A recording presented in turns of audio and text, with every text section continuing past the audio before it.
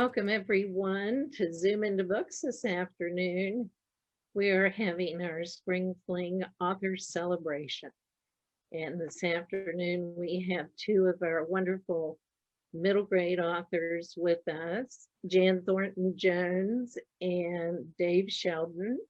And we're going to be here to talk about the events they've done, the books they have, and we'll even ask if they might be having new books coming out.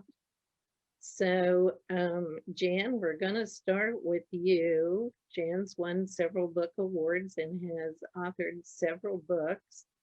Her latest book is Last Letter to Gettysburg. And Jan, I'd like you to tell people what your inspiration was for this book. Hello, everybody, and thank you, Kathy, for having me on here today.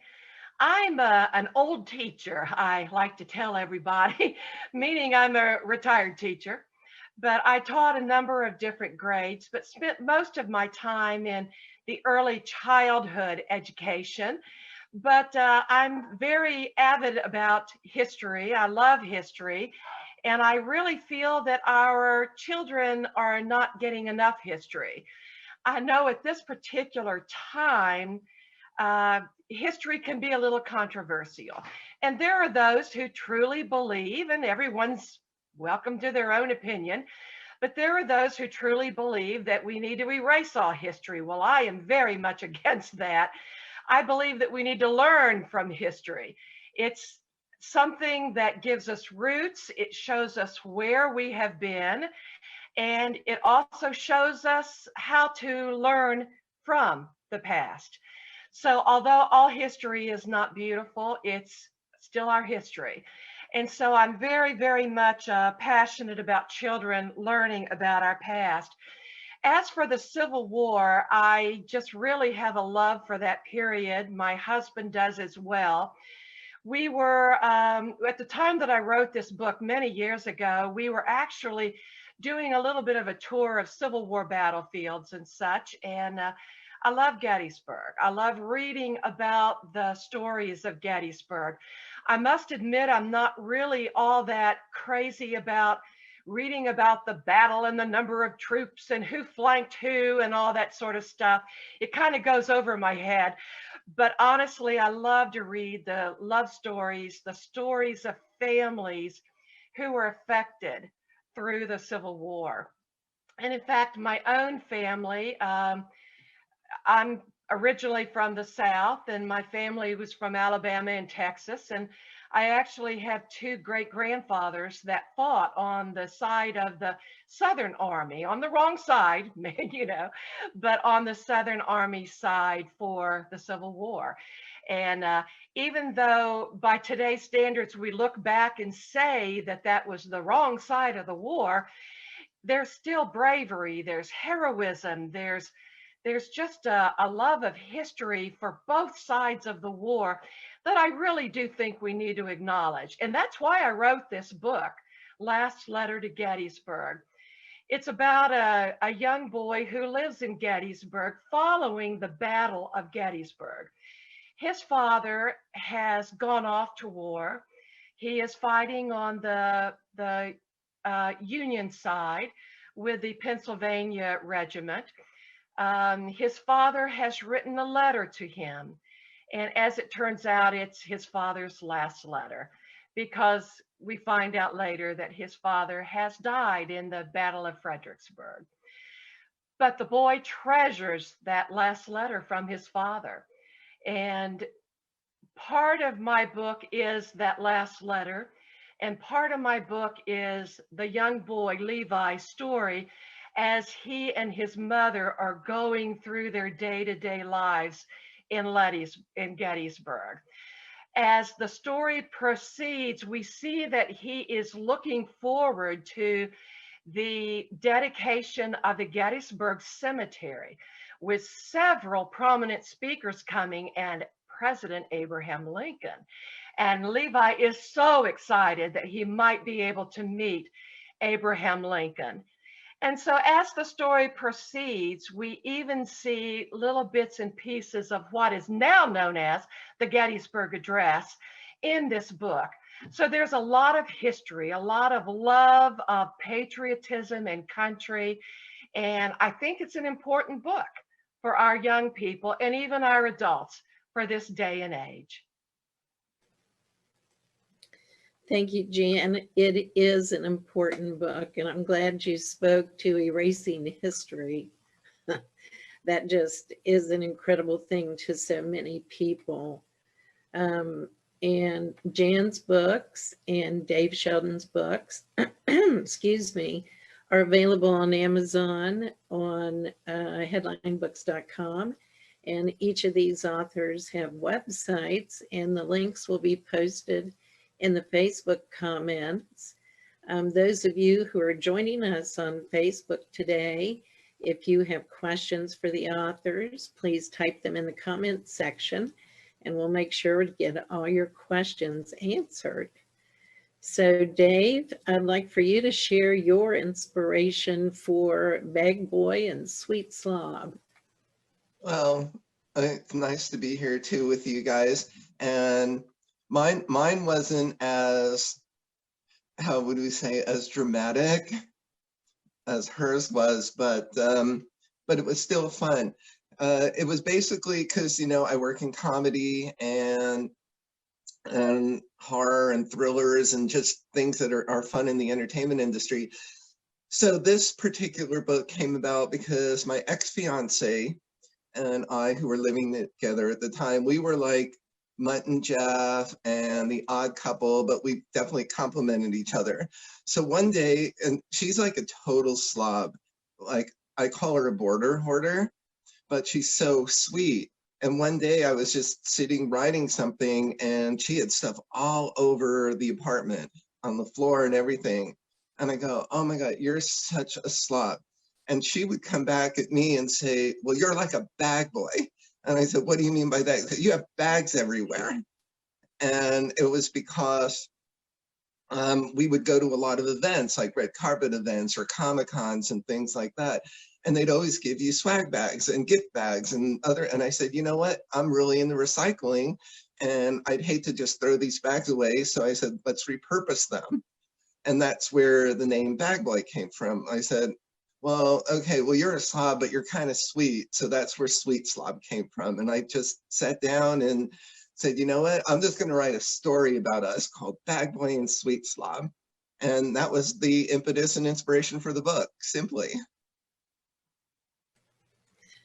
That's a great story. It's a very unusual book with the art, and it has sold very well since it came out.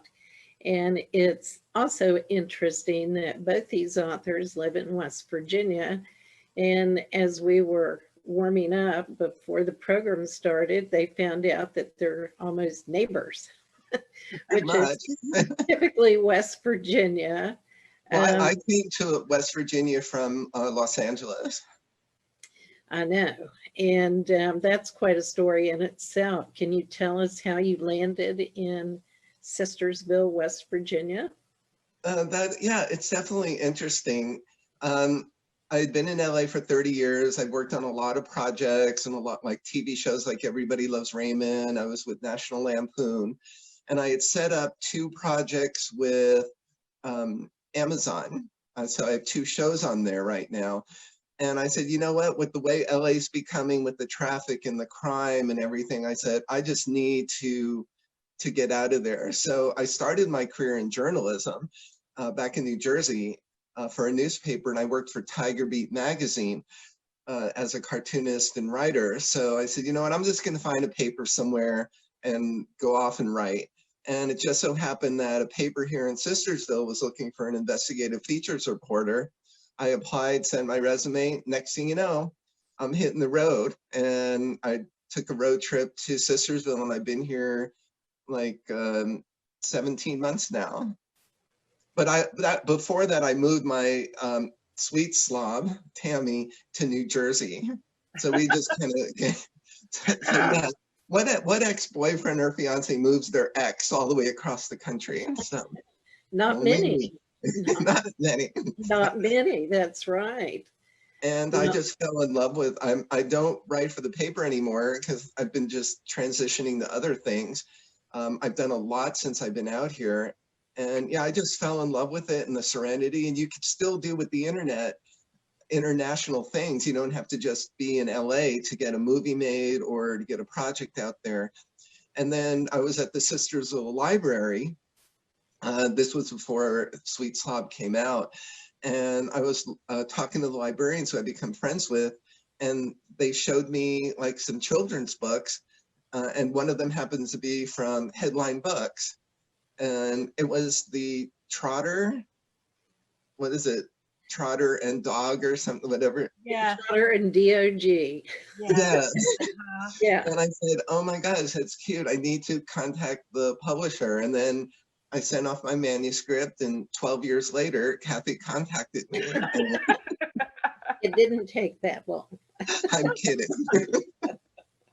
So, well, and it's also interesting, I think, to the audience that both Jan and Dave had books released in 2020 during the pandemic. So, I mean, publishing, I mean, every business, every industry had to adapt and overcome in 2020. And we were able to start this program, Zoom into Books, and it's been such a wonderful way for us to introduce our new authors like Jan and Dave here today. We do have some slides put together. If we could see the first slide here, please. Aww. That's the books, Big Boy and Sweet Slop by Dave Shelton, and Last Letter to Gettysburg by Jan Thornton Jones. And if we go to the next slide. And Jan, that book sounds so sweet, and I can't wait to read it. Oh, thank you. I will bring you a copy on Friday. Cool. And I'll bring you a copy of mine. Well, thank you. It'll be my gift for you. Same here. We'll sign it to each other. All righty. Jan, would you like to speak to these photos, please? I know that you were able to do some events in early 2020, maybe late 2019, and you have several other books out too. So you have been doing school visits in the past. I have, and I'm hoping we can get started back to those wonderful visits. I love them dearly. I have written 3 books totally, or I should say I've published 3 books. I actually have more. The first one was self-published through Christian Faith Publishing, and it was The Angel in the Park, and it's a wonderful faith-based book about a young child who sees that there are homeless people living in her park, and it breaks her heart, and she feels that she has to do something to make a difference. And so she begins taking supplies such as food and blankets and such to the park where there is an angel statue that has been there for years. And she leaves these gifts by the angel statue. And so other people in town began doing the same thing. And then some of the businesses in the community began to open up shelters and open up food banks and such. So she very much is a young child who makes a difference in her community. And then the other book is Why Me? And I laugh and tell everybody this is a book really that was written about my oldest son, Chris, who was very hyperactive and impulsive at the time. And he just got into trouble. Everything he tried to do, somebody got injured or he got injured. And then he would go, well, why me? It doesn't happen to somebody else. Why does this always happen to me? So that is why I wrote that book, Why Me? And it's a typical teacher book about a child who has to learn that there are consequences to his actions. And the middle picture is actually taken at the I believe it was taken at the West Virginia, yes, it was taken at the West Virginia Book Fair, because I was there with my friend and local author, Brian Crossman, who wrote The Clementi Ball, and he's working on another book right now as well. And then the picture over on the other side of the screen just shows me reading to a classroom full of children. And I love to do author readings. So anybody who is a teacher or librarian who would like for me to come in, I would very much enjoy reading any of my books. So just contact me. Oh, that's great to know. And would you like to tell people how to get in touch with you, please? Well, I'm on Facebook, and it seems like most people just look for me on Facebook, but my email, excuse me, my email address for my business is janjonesbooks.com. It's actually jan@janjonesbooks.com. So they could certainly contact me there or through my website, janjonesbooks.com. Oh, that's great. And I assume you also do virtual visits. I will gladly do anything. I'm very flexible.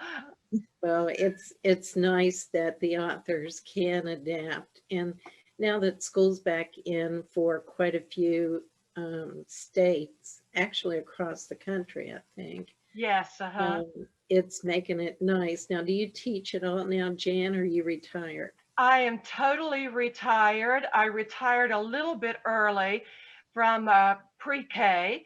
My husband was going on the road for his business at the time, and it was apparent that it was not going to be a temporary thing, that he was going to have to travel for his work.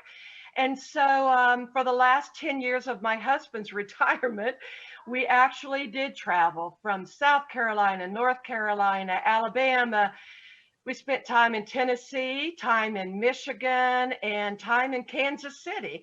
So for about 10 years, we were on the road, and we just really enjoyed it. But we are so glad to be back home in West Virginia and fully retired now. Oh, that's great. And to those people who are joining us late here on Facebook Live, we're talking today with Jan Thornton Jones, the author of Last Letter to Gettysburg, and Dave Shelton, the author of Beg Boy and Sweet Slob. And these two authors, besides finding out they live close to each other before this program started, they also are involved with music. Jan, what kind of musical endeavors do you pursue? Well, in my distant past, I did musical theater and loved it. All through high school, I was a drama kid, and was one of Libby Francis's kids. And everybody from this area knows Libby Francis, and took piano lessons from Madame Stephanie Shehatovich, which was a remarkable thing at that time, to be able to work with someone who was such a master teacher. And so as a young adult, when pre-kids kind of, I still dabbled in local community theater and things like that. But these days I'm pretty much just working with my church music. I am the music and worship person at our local church. Play the piano, keyboard, lead the singing, work on the musical arrangements a lot. And so that's kind of what I'm doing these days. I play a little bit of hammered dulcimer, but I'm very much a beginning to intermediate person on that. But I'm a pretty good amateur pianist and vocalist, I'll say that. Oh, that's wonderful. Thank you. And if we can go to the next slide. Dave, I know that you are well-traveled. You've got quite a varied career. So if you'd like to tell us about these pictures we're looking at, please share the stories with us. Oh, absolutely. Oh my God, it would take 12 hours to get through these and stuff. But Oh, and I just wanted to say, when I was describing Bad Boy and Sweet Slob, even though Tammy was the inspiration for it, the story in the book is completely different, and your readers will see that when they read it. And it has a wonderful story and message for kids. Okay, so in the upper left, when I was at National Lampoon, I was a senior writer and had a cartoon projects. And there was a publisher, because I've had a few books published with different people. I had another children's book a long time ago that American Express sponsored called The Lemming Shepherds, and I was actually the illustrator for that. And it's a musical book that's also got a CD soundtrack with it. Well, anyway, the one in there was down at San Diego Comic-Con a few years back, and that was for my National Lampoon book. It was called Brain Explosion, and the publisher was Bear Manor Press. And it was a collection of all my politically incorrect cartoons and writings from that era. And, you know, I was really proud of it, and it did really well, especially for Lampoon fans. So that's what that one is. That was just one of the years I was signing. The lower left, I am with Terrence Winkless, who people would know, he was one of the Banana Splits, but he also wrote the screenplay for The Howling, for any horror fans out there. And he was also one of the producers of Power Rangers. And he's a good friend. He also did a nice little endorsement on Bad Boy and Sweet Slob on the back cover. So, and he lives in Canada. What's interesting about that, you know, we talk about going full circle. After I assigned you to your book, Bad Boy and Sweet Slob, and you sent me the blurbs for the back cover, and looking at this picture, one of the headline book's authors, Don McLeod, played the wolf in The Howling. Oh my God, what a small world, right? He is a professional mime, and generally is known as a gorilla. He played a gorilla, the American Tourister gorilla. He was in the... Oh, the one that was throwing the suitcase around? Yes, yes. So, and he studied with Marcel Marceau. So I love that we have that movie connection between two authors who haven't met yet. And hopefully you'll get to meet Don soon. Well, that would be so cool, especially because if you played the gorilla in one of my favorite commercials. Yes. And I know a couple of other people from The Howling too, because I'm friends with Dee Wallace from that movie. Oh, great. As well. Okay, and in the middle upper one, I hope everyone knows who I'm with there. Yes, we do. Oh, okay. I worked with Paul Rubens when I was writing on Everybody Loves Raymond. I worked with them one season, and I'm holding a card called the Hacky Do cards because the episode was called Hacky Do, and not only was I writing on it, but as a cartoonist, I had to create the whole world of Hacky Do. It was kind of a spoof of Pokemon back when they were big, and Paul was the guest star on that episode. So we ran into each other at, I believe this was Monsterpalooza, which is a horror convention in Burbank, California. So I think that's where, because I think he was promoting his Buffy the Vampire Slayer stuff because he was in the film. So that's where that is. And then underneath is I'm really good friends with Nancy Allen, who you might remember from Carrie, or what were some of the other movies? RoboCop. I mean, she's done like a ton of movies, The Philadelphia Experiment. Well, she's a good friend. And we originally met through Wendy Jo Sperber, who was in Back to the Future, who played the sister. And she had been diagnosed with cancer. Wendy Jo had, and she and Nancy were friends because they started movies together, and it was called We Spark. And I was asked to draw her caricature for the logo. And that's where Nancy and I first met, and we became really good friends after that. And through her, I met PJ Souls, who is also doing an endorsement on the back of my book. And she's from the movies like Stripes. She was in Carrie, Halloween. You'd recognize it if you saw her. So that was at an event that we did in New Jersey. And then to the right is a bunch of my other characters, because I'm always creating characters. That is at the licensing expo in Las Vegas a couple of years ago, when my licensing agent put a poster together of all my characters. And if you go to my website, snuggiebear.com, SNUGGYBEAR.com, you can see all about all the other stuff that I'm working on, film and TV wise, plus, Bag Boy and Sweet Slob. So that's where that picture came from. That's great. Those are great stories. And it's always interesting to see people like Pee Wee Herman out of character. Oh, he wasn't that much out of character. I know. But, when you follow people and get to know them through their TV shows, it's always so much fun to get to meet them in person. That's for sure. Yeah, for me, the biggest thing is sometimes it's kind of scary because you don't know what their real personality is like versus their on-camera persona. Right.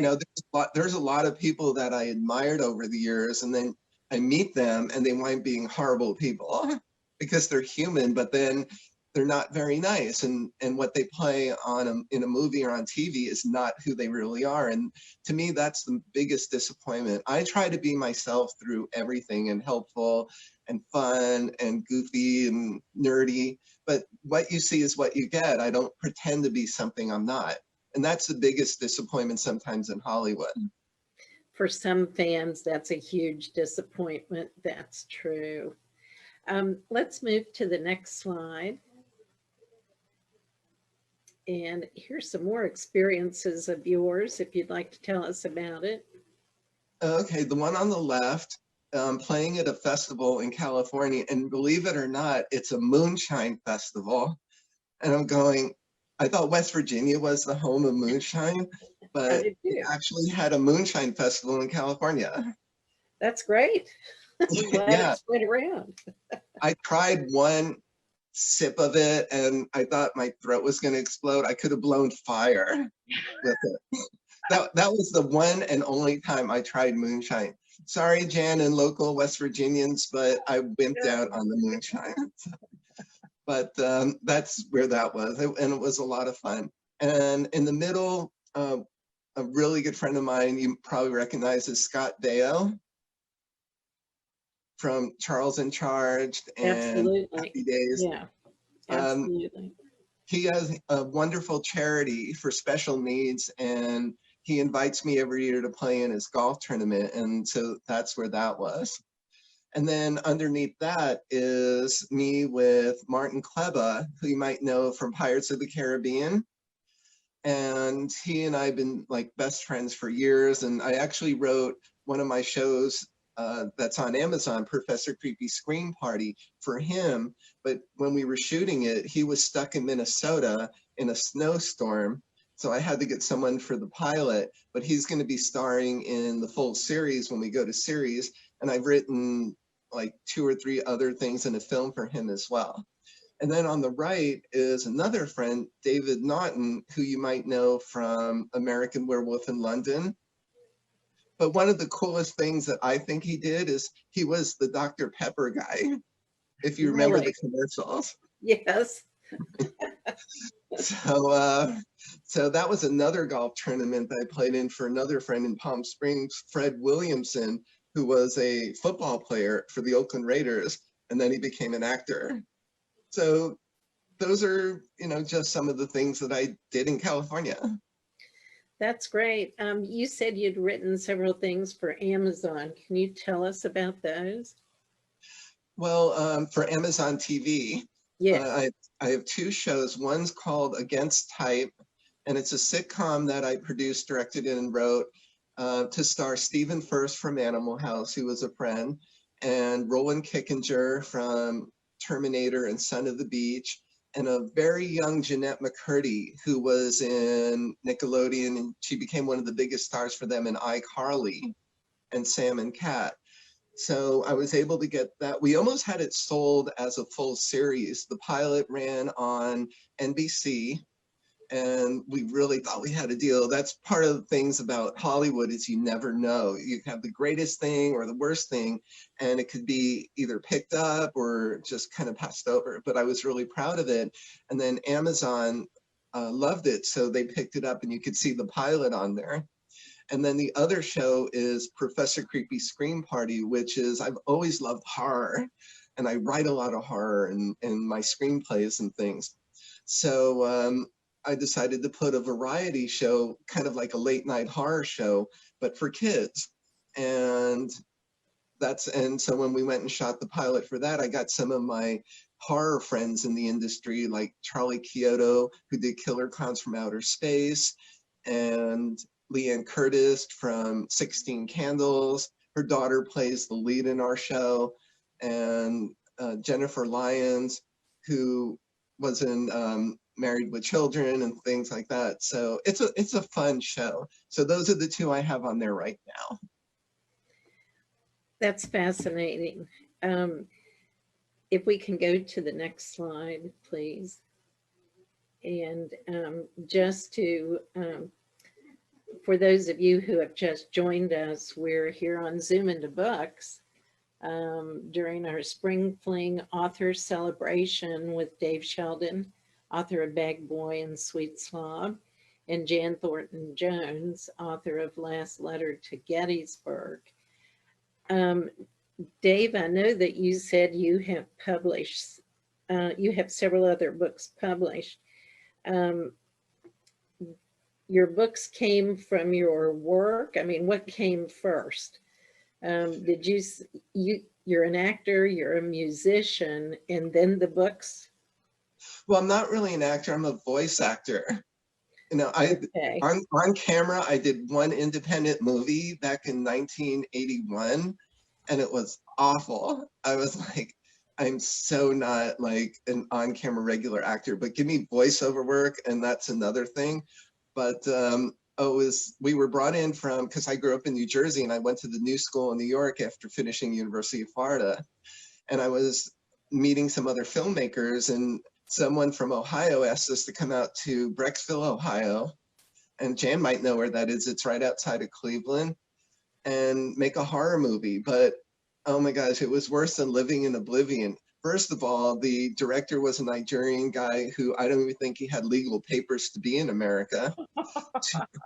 Two, it's a small town like New Martinsville, so everyone knew each other, and he couldn't get anyone to back him on the hotel to bring us out there. So we were in his house, and it was a typical slasher film. So you had like these half-naked women running scared and things like that. Well, he had everybody living in his house, so he had to bring mattresses into the house, so the neighbors thought he was making a porno movie. That was one thing we had to deal with. And then the guy who played the lead in it was an old guy, and the story is basically Satan wanted to come to our world. He had to go through a priest to do that, but had to get the priest to perform all of these rituals. But the guy was so feeble that they got to play him that he couldn't even go up the side of a lawn to go up to a window to peer in the window.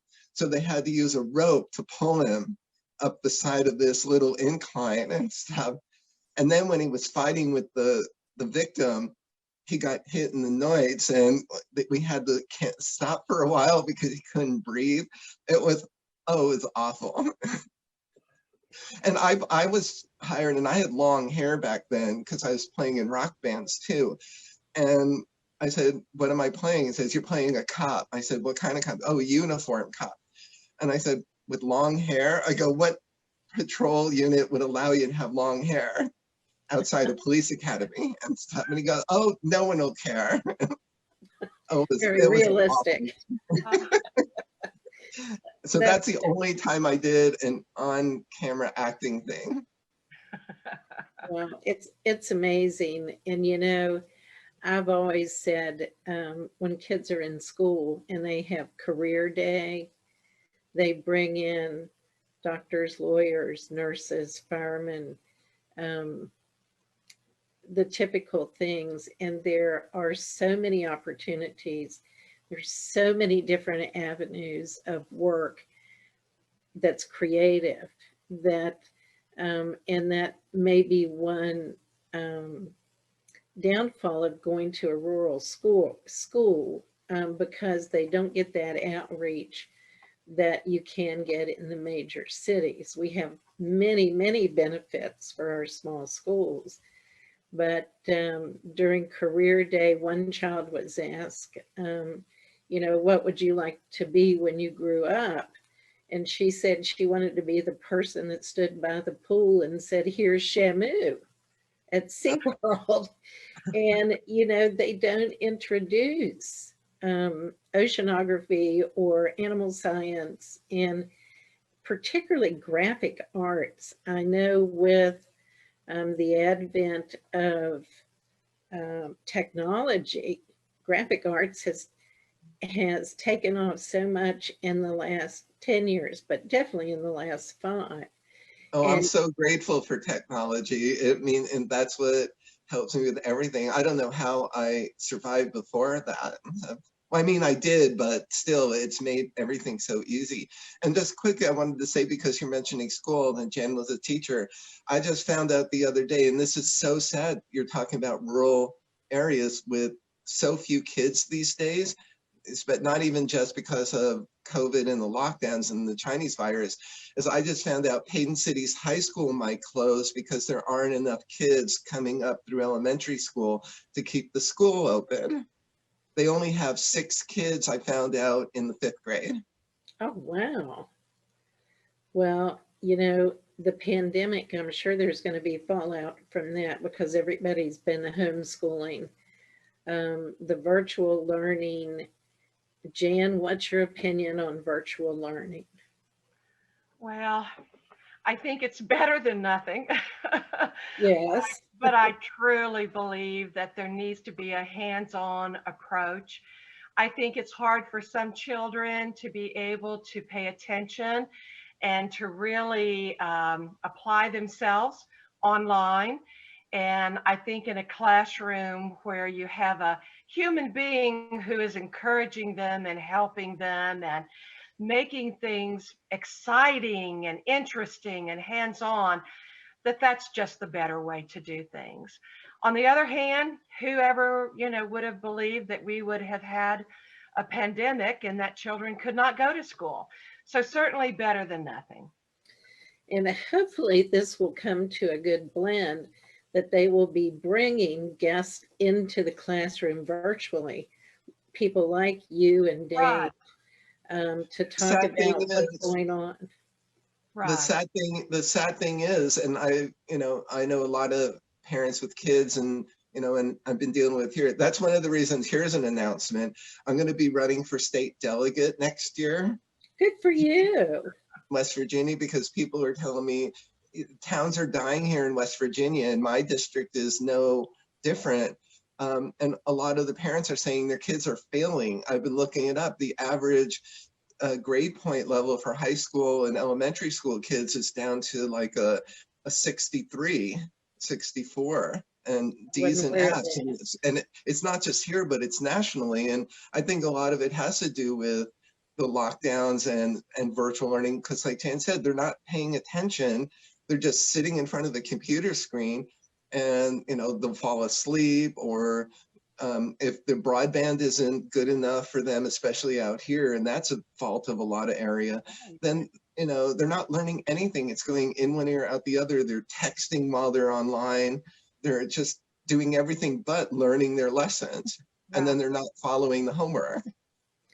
Yes, and one thing that you are doing, you were telling us about, if you'd like to share that, is an event you have coming up this Friday evening.